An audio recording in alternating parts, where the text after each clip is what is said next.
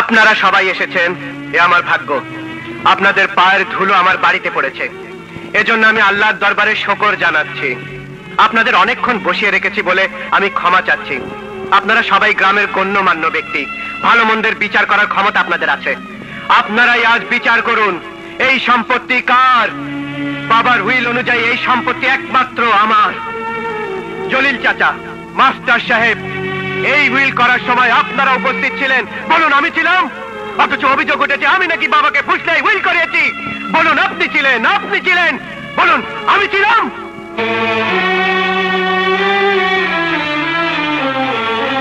এই যে মা, না না মা নয়, সৎ মা, সৎ মা, তুমি বলো আমি ছিলাম? আমি বাবাকে উইল করতে বলেছিলাম? উইল লিখেছিলেন উকিল সাহেব, উইলে সই করেছিলেন বাবা, আর একমাত্র সাক্ষী ছিলে তুমি, আর উপস্থিত ছিলেন আপনারা সবাই। অথচ অভিযোগ উঠেছে আমি নাকি বাবাকে ফুসলে উইল করতে বলেছিলাম। আমার নামে মামলা করার কথা উঠেছে। এই কুলাঙ্গার আমার নামে মামলা করবে, মাকে কাজ করায় দাঁড় করাবে, আর আমি তা নীরবে সহ্য করব? উঠে দাঁড়া, বল এদিকে আয়, সবার সামনে দাঁড়িয়ে বল, তুই আমার নামে মামলা করবি? বল মামলা করবি?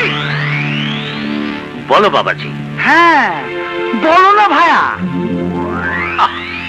বলে ফেলো না। চুপ করে আছো কেন? বলো বলো বলো বলো। বলো না বাবাজি। চুপ করে আছো কেন? বলে ফেলো না। বাবা নেই, কিন্তু উইল আছে। এই সেই উইল, এই বিষয় সম্পত্তি সব আবার, সব আমার। এ নিয়ে আমি যা খুশি তাই করব, বাধা দেবার অধিকার কারও নেই। ইচ্ছা হলে আমি উড়িয়ে দেব, পুড়িয়ে দেব, আমার যা খুশি আমি তাই করব। উকিল সাহেব বলুন।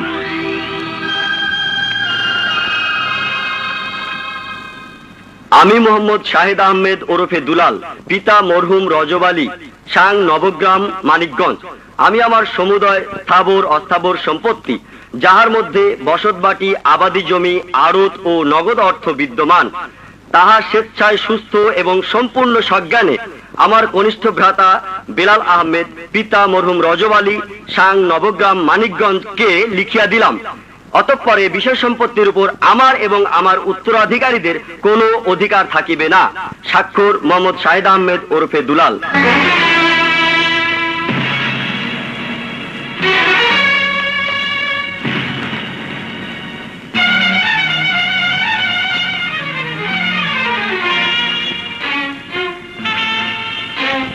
এই নে, এই উইলটা বাবা আমার হাতে দিয়ে বলেছিলেন, দুলাল এই রইল তোদের দু ভাইয়ের সম্পত্তি। আমি সেই সম্পত্তি বুক দিয়ে আগলে রেখেছিলাম।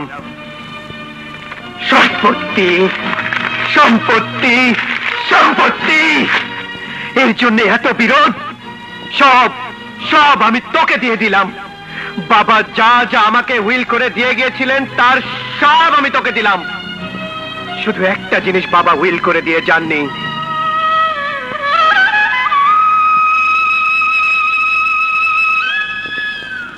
বাবা মরার সময় বলেছিলেন, দুলাল এই নে, তোর মাকে আমি তোর হাতে দিয়ে গেলাম। আমি ইচ্ছে করলে জোর করে ধরে রাখতে পারতাম, এখনো জোর করে ছিনিয়ে নিতে পারি, কিন্তু জোর আমি করব না। মা গো, তুমি চলে যাবার পর একটা রাত আমি ঘুমোতে পারিনি। বাবা তো তোমাকে আমার হাতে তুলে দিয়ে গিয়েছিলেন, সম্পত্তির জন্য তুমি আমাকে ছেড়ে চলে গিয়েছিলে। আজ আজ বেলালকে আমি সব দিয়ে দিয়েছি। তুমি তুমি আমার সঙ্গে যাবে মা? আমার সঙ্গে যাবে মা? বলো মা যাবে? বলো মা যাবে? বলো তুমি আমার সঙ্গে যাবে মা?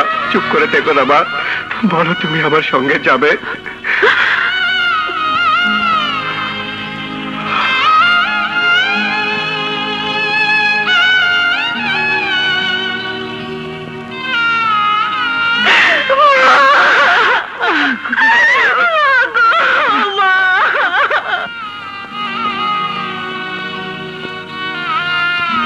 বাবার সম্পত্তির সব আমি তোকে দিয়ে দিলাম, শুধু দুটো জিনিস আমি তোকে দেব না। ও দুটো বাবার সম্পত্তিও না, আমারও না, ও দুটো তোর। আমি তোর কাছে এ দুটো ভিক্ষে চাই বেলাল, এ দুটো তুই আমাকে দে। আমি আর কিচ্ছু চাই না ভাই, আমি আর কিচ্ছু চাই না। দাঁড়া, এসো পারো। এই দেখ তোর ভাবি, এক কাপড়ে ওকে আমি ঘর থেকে বের করে নিয়ে এসেছি। কোনো সোনা গহনা আমরা নেইনি, একটা গহনা আমরা নেইনি।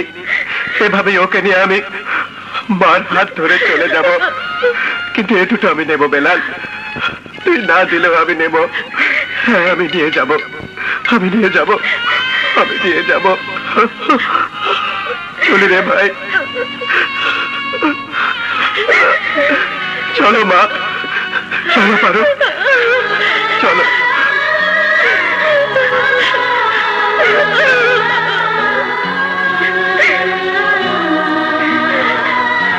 দাঁড়াও,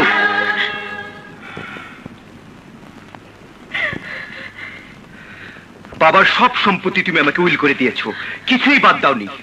আমি জানি এবং গ্রামে সবাই জানে জীবনে তুমি কোনোদিন মিথ্যে কথা বলনি। আজ তোমাকে একটা কথা জিজ্ঞেস করছি, বাবা মৃত্যুর সময় তোমাকে কি বলেছিলেন?